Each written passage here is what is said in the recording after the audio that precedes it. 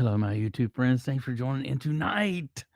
Ah, so pumped up. Thanks for joining in, each and every one of you, man. Oh, we got some great things to talk about tonight. And what a day it has been today, man. It just feels good to be done and to be able to come here, hang out with you guys, man. Talk about audio and all kind of good things like that, man. Ah, Man, I hope you guys had a great day today. I had a fantastic day today. And like I say, it's just great to be here and to be able to hang out with you guys tonight. Tonight, we're going to be talking about tape and analog tape and CDs. And so I had a subscriber write in the other night, and I am going to put a link up here at the very top of this video when I'm done, as to kind of coincides with a video that I did last night. So if you guys like this video tonight, check out the one that I did last night, and they're kind of going to tie together. And so kind of keep it going for a little bit. But I had a subscriber that wrote in, and he said, Audio Master, what is better, analog tape or digital CDs? Thanks, Wade Davis. So to answer your question, Wade, because a lot of people wonder what is better, either analog or digital, what medium to record on, analog or digital, what lasts the longest. Here, I'm gonna take this down, Wade, and I am gonna answer your question. What I prefer. See if we can get this off. There it goes. So, I gotta check something here. Hang on, guys. Make sure I'm still on. Am I still on? Yeah, I still got audio. Okay, so, look, I want to talk about a few things first. So, I want to say I bought this little tape deck. Mm, it would be fair to say over 30 years. Okay. And this is what I actually started out recording, just demo songs. And if you don't know what this is a tape recorder. And you got tapes in there you can put in there. And I would just start recording on these tapes. And this tape was actually copyrighted, this song right here, back in 1996. So as you can see, the tape still looks great in there. Now keep in mind, I keep my tapes in a climate control environment, as well as in a case, most of them anyway. And so I started recording on this little tape deck. This one, now this still works. Okay, it's over 30 years old and it still works just fine and plays all my tapes that I sent off to get copyrighted on my songs. So this was how we used to do it a long time ago. And also, this little baby right here. If you guys ever seen one of these, it's a mini tape, and so it opens up like that. Okay, and you got a record button right there. You got a fast forward and a rewind. But let me show you how little bitty this tape is, man. And so, like, if I was on the road or whatever, it takes batteries in here. But if I was on the road, I would take this with me. Let me show you that tape up close. So you have an A and a B side. There's the A side. But I would take this little thing recorder with me along with my guitar. And if I was going to go hike some mountains or whatever in Austin or whatever, or just hike somewhere, I would take this with me, my guitar. And if I was inspired, I'd just hit this little baby and it would record. That way, when I got back home, I could remember what I was doing and take it to the next step. So this little thing still works, and it's over 30 years old as well. And, I keep the heads clean. You can do that with a little swab and some alcohol and whatnot. But, so that's what I started out on recording as far as tape. And then it went to quarter-inch tape, reel to reel stuff, 4 tracks and things like that. But I've got tons and tons of old tapes Hang on, guys. Try to get situated here, but because I want to show you some things. Put that there. Okay, this is what we used to keep our tapes in years ago. These little trays slide out. Okay, and inside this little box here is all the cassettes that I actually started recording on and doing demos and whatever. So as you can see, let me see if I can get up in there. It's all full of just tapes with songs that I actually started recording and mixing. I mean, from everything, probably I have to say from 87 is when I actually started recording on these cassette tapes. Now, these three trays are full of nothing but just demos and songs and things like that. And keep in mind, all of these work. None of them has ever, skipped or anything like that. They all work just fine. Here's one that dates back. Me and my best friend actually did some recording back in the day in his little studio. And this, I think we put this out in 86 or 87 too. So, yeah, old stuff that's copyrighted. So those are some of my tapes, right? So that dates way, way back. And then the CD started being more prevalent. And just to show you, so then I started mixing onto CD. Here's just a few right here. And I would, put the name, the tempo, and the chamber that I was actually, recording with at the time. Just different stuff, man. And to keep in mind, these are all demo CDs that I recorded and tracked on. Well, actually mastered to.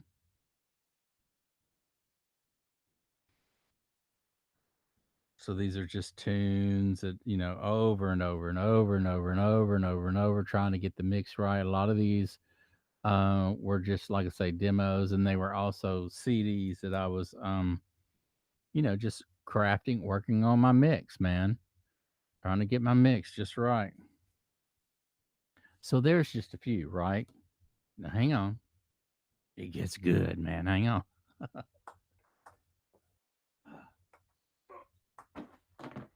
So this box here is full of CDs.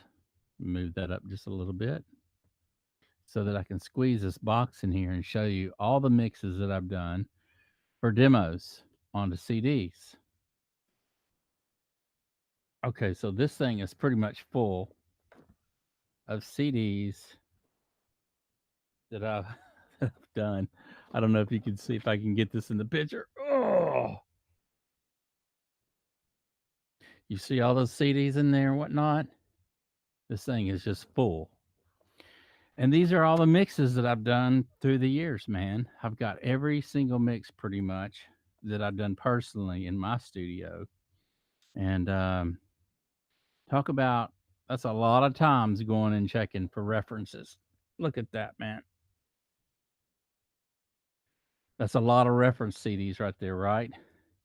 And I had like I don't know, notepads and everything saying where I had the EQs, where I had things set, I mean, and then I would label stuff on the CD, the name of the songs. And keep in mind, all these CDs, man, were just full of songs that I would just track to, go and listen to in my car, go and listen to it in a friend's car, go and listen to it on a jam box, go and listen to it in another unit in the kitchen. So I would take all these CDs like this, and like I say, these are all demos, and I would check them out on different units to see what they sounded like. I mean, just tons and tons of CDs, right? And tons of cassette tapes. I mean, this dates back way back. This thing is full. And these were all my mixes that I kept throughout the years, just full of CDs and dated and everything. And so many mixes I've done personally. If I can hold it up, this thing is full of CDs. And then I also got cassette tapes that I was just full of cassettes. So, the question was, Wade, what is better? What lasts longer, CDs or analog tape? So I have tons of analog tapes and I have tons of CDs. Hang on. I wanted to get that out. And I wanted to show you that just simply because, I was just, I'd keep everything that I did in the studio, I'd keep, man. And it was just something I always wanted to be able to go back to and listen to what I did in the past and to also see how far I've come in my mixes and how much better things got throughout the years. And but if it comes right down to it, I have to say this. I have analog tapes. If you store the analog tapes correctly and you store the CDs correctly and you don't use either one, I have to say the analog lasts longer. If you use the CDs and you use the analog, the CDs will not last as long. They tend to blemish on the CD, and one song or in the middle of the song, you'll have a skip, and I'm not really sure why that happens. But I can buy new CDs, or you can buy a CD from Amazon or whatever. And I want to show you what happens. This one don't look too bad. Like I say, I keep all my stuff, and this was probably played just a few times. But as you can see, it probably needs to be clean, but it doesn't look that bad. But what happens is little bitty blemishes or circles or whatever starts to happen on the CD, and it could be from the CD player or whatever, or you'll see these little bitty scratches or these little look like, and you can't get it off. Even if you try to clean it, you won't be able to get it off, and it'll skip. It'll skip in the middle of a song. Like I say, I just bought a White Lion CD. I wanted to reminisce on some old music back in the day. And so I probably had it about, I don't know, a month that I was listening to it. And it stayed in my deck, in my CD deck in the car. Never took it out. I just listened to that thing everywhere for about a month. And then it started skipping. I was like, for real, man, this is a new CD. What's going on with this? And anyway, I never had any of those problems with analog. Analog just unless your tape just got eaten up. If your tape got eaten, and then there was nothing you could do about it except cut it and try to tape it back together. And that was a cool thing too. If your tape got eaten, you could actually take it out and wind it back, make the cut where the tape got damaged, and or sometimes you could actually stretch it back and it would still work and play fine. So I like the way analog tape sounds. It has a much warm, pleasing sound than digital CDs. And so, way back in the day, which I don't have, but way back in the day when I first started listening to music in cars, they had what was called an 8 track. And the tapes, they were these big, square looking tapes, man. I would say if I had to guess, let's see here. If I had to guess, y'all, it was probably almost as wide as two cassette tapes, but it was a little bit longer than two cassette tapes. And you would shove that thing in there, and I want to say it had like 4 tracks to it. It's been so long. It was just I was a kid. I want to say it had like 4 tracks to it, but it was called an 8 track. I'm not sure why, but man, the tape was much larger. You see how how wide that tape is in there? I want to say the tape was a 1/4 inch tape, and the sound was just amazing. It had this big, big, warm sound to it, man. And every now and then you'd have to scoot the tape over because it didn't get shoved in there right, and you'd have to move it over so that it was tight in your unit. But I just remember riding around with my older brothers, and they had the 8 tracks in their car. It was a big thing back in the day in the 70s, in the early 70s, was 8 tracks in your car, Trans Am. I want to say when Smokey and the Bandit came out. I'm not sure what year that was. Maybe it was in 78, 1978. The black Trans Am with Burt Reynolds driving it, Sally Fields. But a lot of people remember that movie. But 8 track uh, tapes and CB radios in your car was like the big thing, man. You had to have a CB radio in your car and you had to have an 8 track in your car, man. If you had those two things in your car in the 70s, you were cool, man. It was peace everywhere. But I was just a kid, but I just remember riding around with those 8 tracks, man. And the tape was, like I say, at least a quarter inch. Look how thin this one is. You see how thick the tape is in here? Those 8 tracks were at least a quarter inch thick. And the sound was amazing on those tapes, man. Like I say, they were about twice as wide as this 2 cassettes. And you'd shove that baby in there, man, and they were 8 tracks. They were called 8 tracks. And the music just sounded real nice and warm, man. If you had an 8 track and a CB and a power booster on your car with some 6x9s in the back, man, you were jamming, you were hitting, and it sounded really, really good. So to answer your question, Wade, I really, really have to lean toward the analog side just because I grew up listening to analog when I was a kid. And I remember how warm and full it sounded listening to analog tapes and whatnot and albums back in the day. So we would get these albums. We'd go to this record store and we'd buy these albums.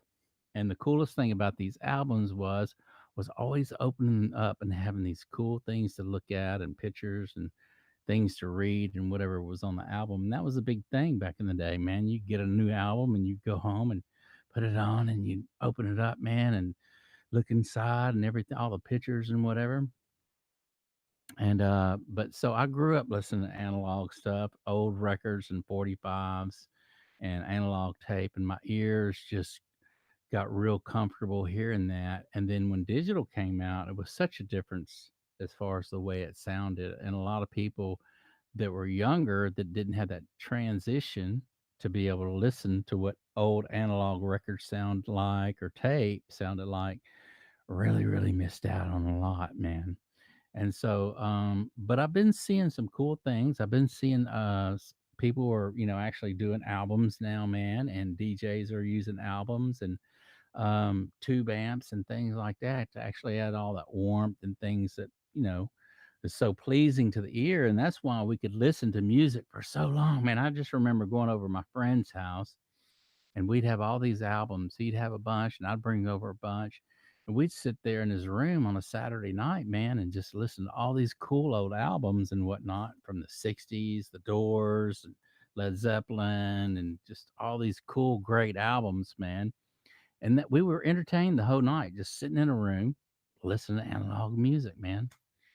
And it was a really cool thing, man. And so, I guess that's why I really like analog so much because I just grew up listening to it, and it's so pleasing to the ears. Your ears just don't seem to get fatigued as much as digital, and I'm not really quite sure why.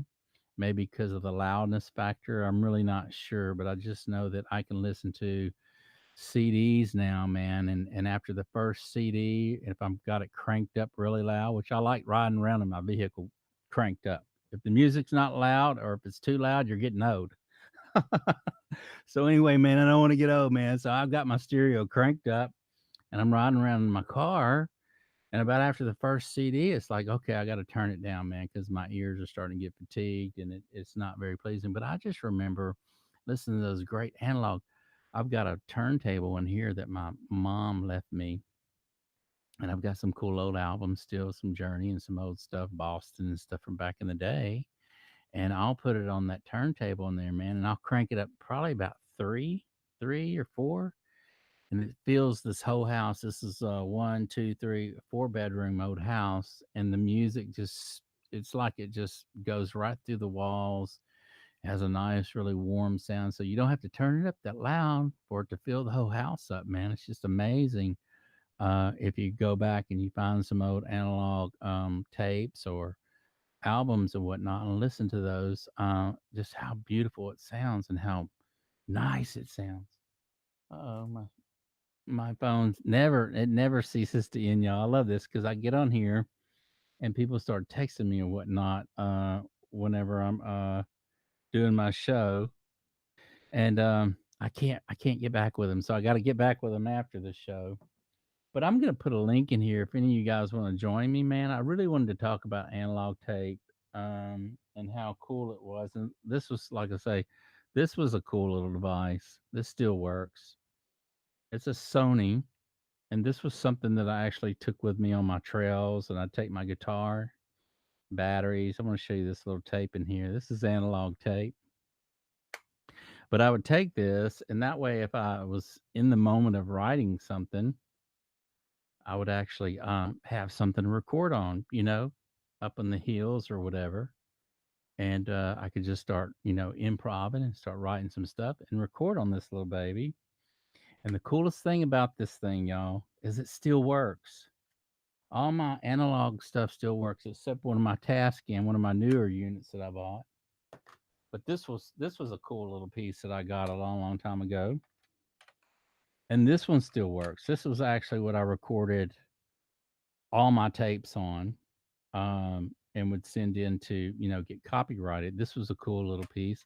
Heck, man, I just hit play record right here and let her rip and actually record all my music on analog tape. Now, keep in mind, if you're just coming in, I have boxes and boxes of analog tape that I preserved just fine over the years and kept them in cases like this. And I would actually write the name of the tune on there and the date and everything that I actually did the recording. This was done in what, 95? Yeah, this was done in 1995. This was me and my friend, just a drummer, jamming. The bass player wasn't there that day, but I guess it was just me and him jamming in there and writing music. But I kept all that stuff, man. And what's cool is I can go back and listen to all this stuff. Now, the drummer that was in my band, he passed away probably about 8 years ago.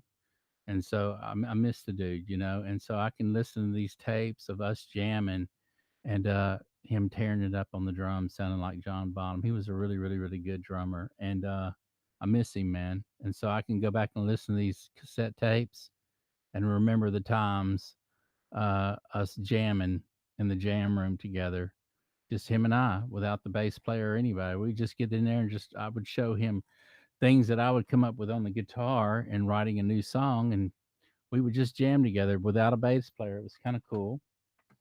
But the CDs, like I say, the CDs after a while, even if they're new, um, now if you don't use the CD and you're tracking to or mixing to a CD, they'll last just as long as your tape will. But if you're using the two, I have to say the tape lasts longer. I might have some people argue with me about that, but I'm living proof. I have both, and I buy new CDs all the time and keep them in the deck. Never even take them out. And after listening to the CD and in the DVD player, it'll get a scratch in there, and it'll skip in the song. And these tapes, man, you can take these tapes, you can throw them. It doesn't matter. You're not gonna break them. You're not gonna scratch the tape. And if they do get tangled up or eaten in your tape deck or whatever, like I say, you can always pull it out and stretch it, wind it back up a lot of times, or just cut the tape. If it's so bad, you can cut it and put a piece of tape on it. You're back in business. You might miss out on the song, but your tape will still work. So I love analog, man, and it's just hard for me to get away from that. I like the convenience of digital. I like being able to get in my workstation, and I like to be able to, do things really, really quick. And now you've got these USB things, little sticks that you can actually record on, so you don't even need the CD, and you can stab these little sticks in your deck in the car, listen to all your tunes. But back in the day, I want to show you again. This is how many CDs I actually mixed to, and as references throughout the years, it's literally full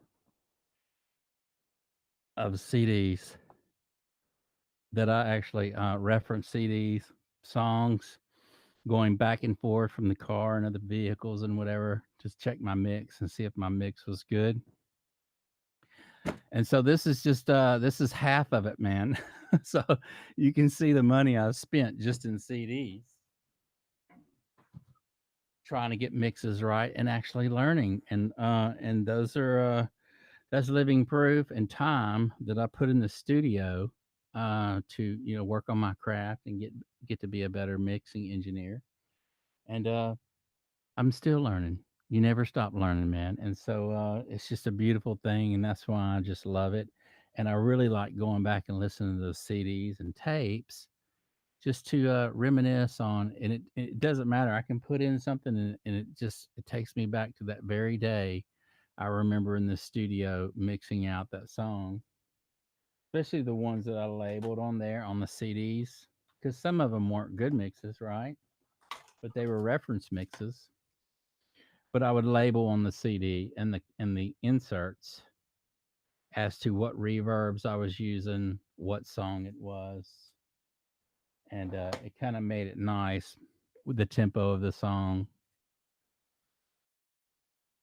So, see, I'd write the tempo, and then what actually chamber I was using as far as reverbs and stuff. It was cool, man. It was cool to do that. That way, if the mix was good, I always knew what I want to try on something different. But I don't know, man. I'm just an analog guy. I really, really like analog, and I think I hope that answers your question, Wade. I'm definitely stirred the pot tonight. Actually, talking about my favorite as far as analog versus digital.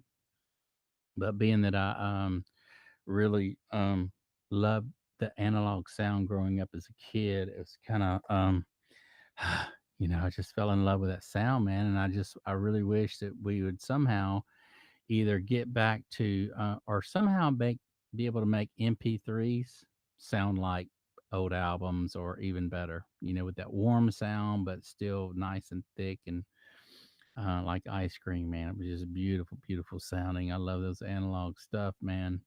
But here's the thing, I'm really not sure where everything's going, in the music industry or anything like that. And I'm hoping that the kids, the new generation that's coming up, somehow they can get back to listen to those old albums. There's a store here that's local, and they sell all kind of old things like turntables, and there's albums in there, and there's black light posters in there, and there's all the things from the 70s in there that when I was a kid growing up they had. And I'll pass through that store. It's in the mall, and I'll pass through it. And I'll see a bunch of younger kids, man. They're looking through the albums and they're seeing what's up and everything.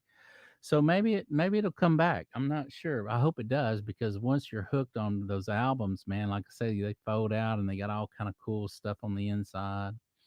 And that was just a big thing, when we were kids, to be able to get a new album and go home and check it out and see what's on the back. And then especially like all those old Beatles albums and things like that, there was all this mystery stuff in the picture, and you'd be going, "Ooh, I see this in here," or "What are these eyes over here?" Or Steely Dan would be at a big mixing board, and there'd be an extra hand coming up over the mixing board, and you go, "What is that? Whose hand is that?" There's all this. They always put this mystery stuff in there in the pictures and whatnot. And then there was all these little stories and myths as to what was going on with the artist, and so's gonna die because they were walking. I don't know. They just had all kind of cool stuff, but it was really neat, man, and it was something to look forward to back in the day, man.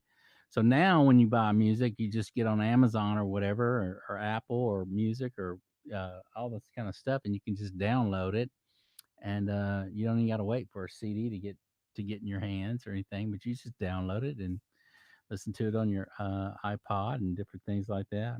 So it's really changed since the days when I grew up listening to music. I remember being like I want to say my freshman year in high school, and my oldest brother, he took me over to one of his friends' house, and we sat over there for the whole day. I want to say it was like on a Sunday, and we literally sat over there the whole day. And his name was Chuck, and I remember he had these cinder blocks that were stacked up on one wall, and then he had these long boards across there, and in between the cinder blocks, he had all his albums.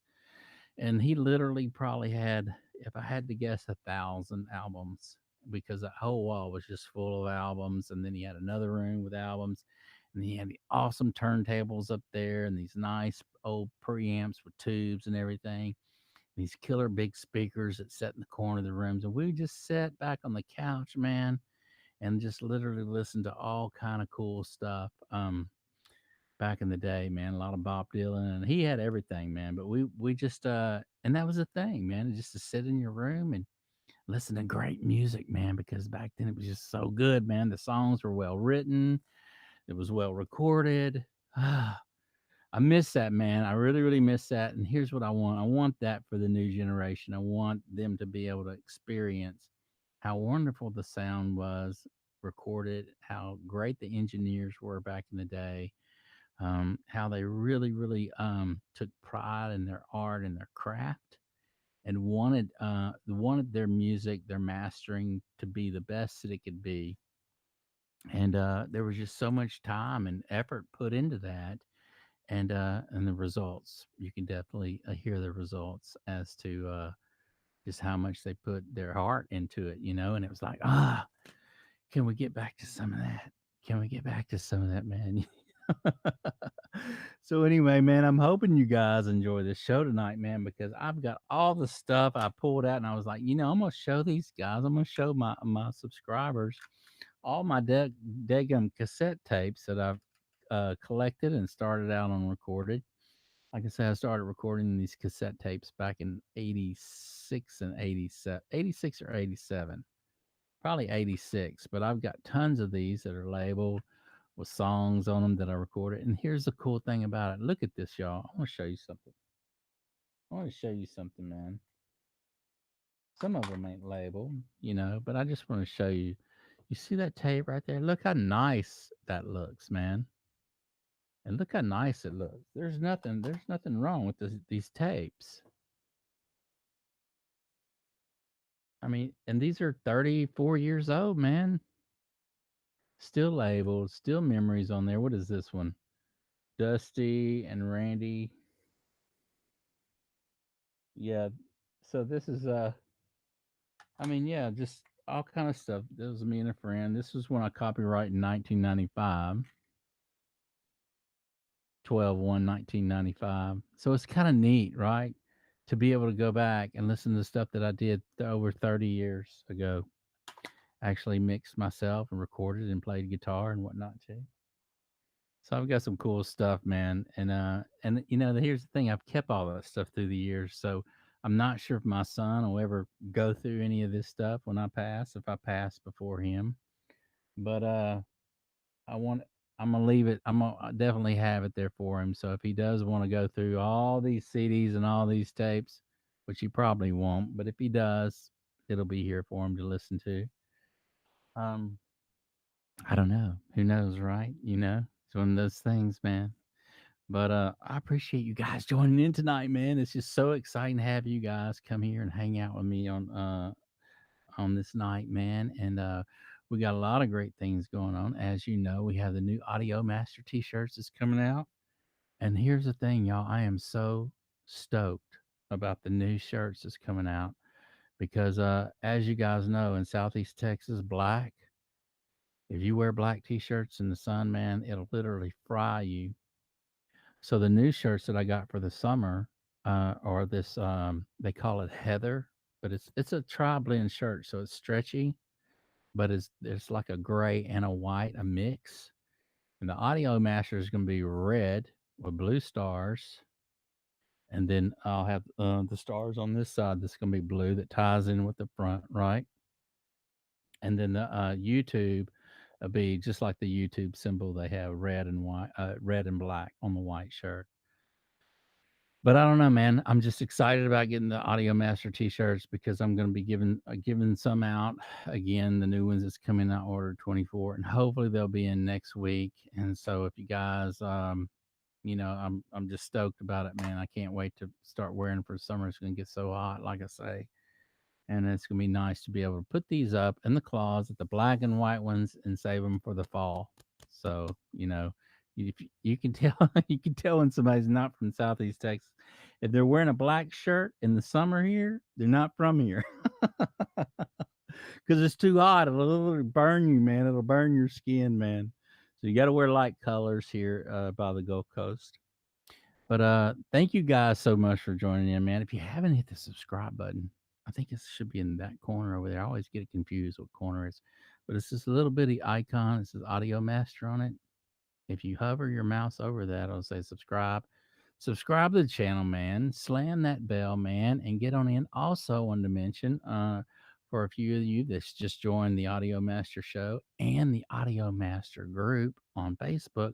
Thank you, man, because we got some cool stuff going on. We're going to be doing some interviews, and I'm excited. I keep saying that, man, but I just need to get people on. They already committed to it and said they would do the interviews with me. So they're actually, musicians that's toured around all over the place and played and with different bands and whatnot. So we're going to be posting that on the Audio Master Group page. And then we've got engineers that are joining. Okay. And it's just a great little place for us to hang out and share what we're doing in these times, man, because nobody's really certain what's going to happen. So it's just nice that we're all kind of coming together. Kind of reminds me of like whenever it floods. If it floods and rains really hard, the ants kind of just get together and they all cling together and then they float and they'll float down the river together until they come to somewhere dry, man.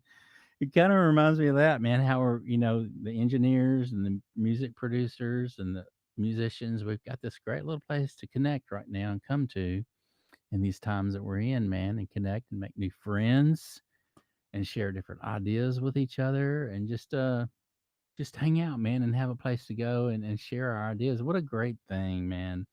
And I love the channel because everybody's supporting each other and thanks people into the group and welcomes them, and it's just a neat thing, man. It's a beautiful thing that's going on right now, and I'm just proud to be able to witness all of it. I'm proud to be able to be here and watch it all come together for every one of us, right? Because it's about y'all.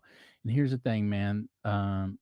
It's about y'all. And if without y'all, none of this would be possible for me. And I just want to keep your comments coming in. I don't mind. By the way, look, I want to show you something real quick. So I have always people are commenting me. They'll comment me on my messenger. And look, I don't mind that. In fact, if you feel uncomfortable doing it up here on the YouTube, dude, I'm totally cool with that. Keep your comments coming in. Wade, thank you for commenting. I hope I was able to answer your question on digital or analog. I hope I didn't stir the pot too bad and you know, get a riot going on. But anyway, I had to do it. I had to, voice my opinion on what I like.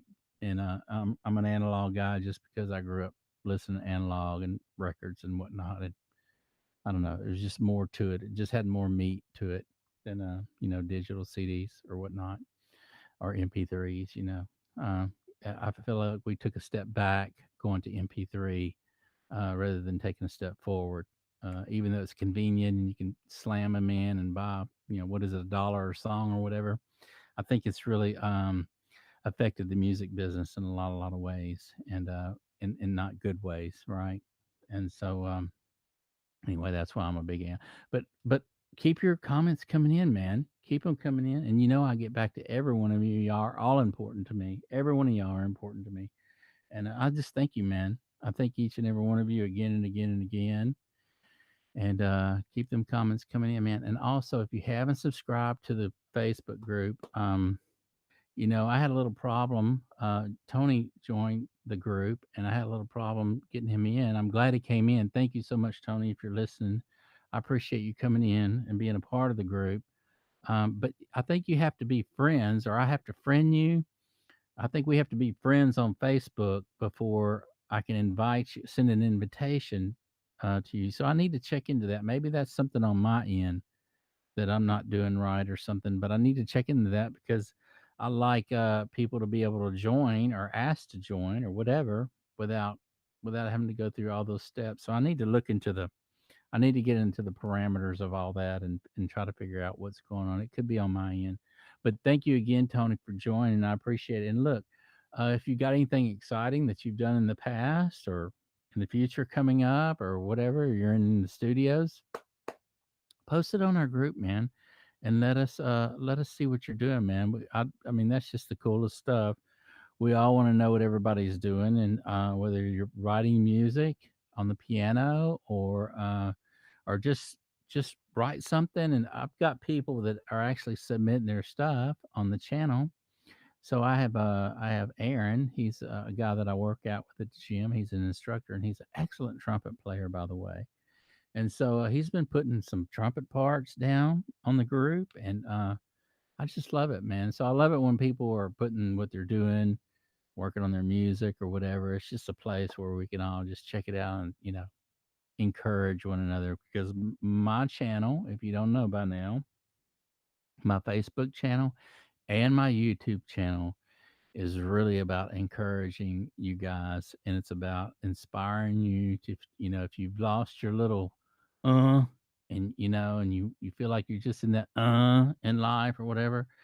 My whole purpose here is to inspire or try to inspire you to get back in the studio, start writing music again, do what you fell in love with, your first love, and continue on, man. Continue on and never quit. Just never quit. That's the name of the game. Never quit. You got to keep going and pushing forward, even when you don't even see light at the end of the tunnel. You got to keep going forward, man. And we're all in this together. So if I'm encouraging and other people are encouraging, then that's how we get to the end, right? That's how we can see daylight again. Thank you guys for joining in, man. And Steven, if you're out there, man, I wanted to, and Tony, I want to do an interview on you too, man. So if you want to hang out, man, let's do an interview. Let me interview you, man. Let me put you on here. We'll just hang out and ease on back and talk about whatever you want to talk about. And it'll be fun, man. And that's what it's about, having some fun, man. And so anyway, I hope to see you guys. And if you want to do an interview, man, you can private message me. You can get on my messenger and say, hey, man, let's do an interview. Wasn't a good night for you? Let's hang out together, man, in real time. So I appreciate it. And Steven, man, we need to get in your studio, dude. And we need to do some live stuff too and show everybody what you're doing behind the mixing board. And by the way, I loved what you did the other night, man. What you did the other night was just insanely awesome, man. I really enjoyed that, and really, really did. And I liked you're very professional, and you're on top of your game, and I love that about you, man. But anyway, we want everybody's input, and we want everybody to come together, man. Have a place to come hang out and do interviews and whatnot. I'm here, man. I'm here with you guys. So y'all want to hang out? Let's hang out. We'll talk audio and talk history and what you've done in the past and where all you've been in the world and whatever. It'd be awesome, man. So I'd love to do any interview with any of you guys, man. Y'all are all special to me. So thank you so much for joining in tonight. If you haven't hit the subscribe, you know what to do, man. It's easy. Just hit that button, man. Come hang out with us, man. I try to get on here between 7 and 8 every night. We're going to be talking about something, some kind of audio and some kind of recording or what you're doing or interviews or whatever. It's gonna be exciting, man. And I'm just excited to be here in these times and these crazy times and watch it all go, man. We're gonna watch it all happen, man, together, man. Right? Thank you. Hey, Steven, there there you are, man. Let's do a quick test. You want to do a quick test? Okay, well, I tell you what. Let me end this show right here. I'm fixing to end this show. Then I'll fire it up again, and then you and I can do a quick test. How's that sound? Give me a thumbs up or a yes if you like that idea. Because I want to do it, man. We need to do a test, man. We need to see if we can get her going, get her rocking and rolling. Uh, are you cool with that? Me ending this show and then I'll fire it. It'll only take me like 2 minutes, man. We can do a quick test. I can fire this back up and we can get her going real quick. Okay, I'm assuming that you're digging that and you're okay with that. Test 2042 sounds good. Okay. Okay, that sounds good. So I'm gonna let everybody go right now. Thank you guys for joining in tonight. We're gonna be on here tomorrow night, as always, between 7 and 8. Man, come join in, man. Come hang out with us. Anyway, thank you again, and we will see you tomorrow.